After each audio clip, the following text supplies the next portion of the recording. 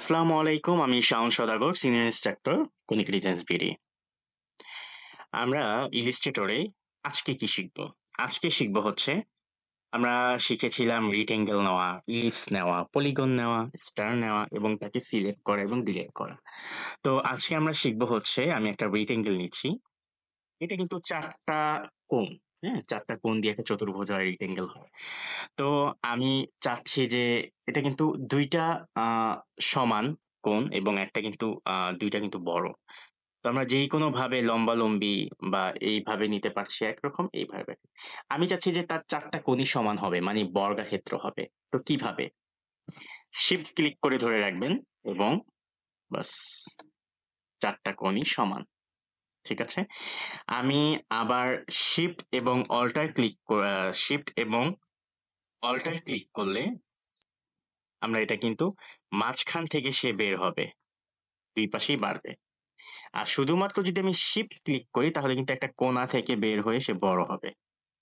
কিন্তু তার ৪ টা কোণই সমান থাকবে। ঠিক আছে? তো আমরা এটাকে ডিলিট করে দিচ্ছি সবকিছু। তো ঠিক একই নিয়মে আপনি যেকোনোটাই করতে পারবেন। ইলিপস। তো ইলিপস মানে হচ্ছে বৃত্ত। বৃত্তটাকে আমরা পাতিল আকারে বানানোর জন্য বা মগ বানানোর জন্য এরকম টাইপের ইউজ করে থাকি। তো আমি চাচ্ছি যে একুরেট একটা সূর্যের মতন গোল হবে। একবারে একুরেট। তো সেটা শিফট ধরেই। সেম নিয়ম এবং শিফট এবং অল্টার ধরলে কিন্তু আপনি মাঝখান থেকে এটা বাড়বে। আর শিফট ধরে রাখলে শুধুমাত্র এক সাইড থেকে নামবে এবং এক সাইড থেকে উঠবে। ঠিক আছে? তো এই হচ্ছে শিফটের কাজ একুরেট ভাবে রেডি করার জন্য। পলিগনও কিন্তু সেম।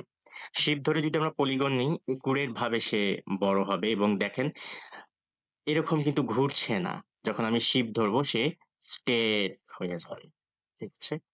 তো এরকম ভাবে ঘুরবে না। ঠিক আছে? আমি যেভাবে ধরবো সেভাবে কিন্তু এটা স্ট্রেট হয়ে যাবে। ওকে? এটা হচ্ছে পলিগন। পলিগনের কয়টা কোণ? এখানে প্রায় ১, ২, ৩, ৪, ৫, ৬, ৬ টা কোণ আছে। ঠিক আছে? তো পলিগনের হচ্ছে ৬ টা কোণ। এরপর আমরা দেখি স্টার। স্টারটাকেও আমরা এভাবে ক্রিয়েট করতে পারি। তবে এটার একুরেট এর কোনো প্রয়োজন হয় না। এটা অটোমেটিক্যালি একুরেট আসে।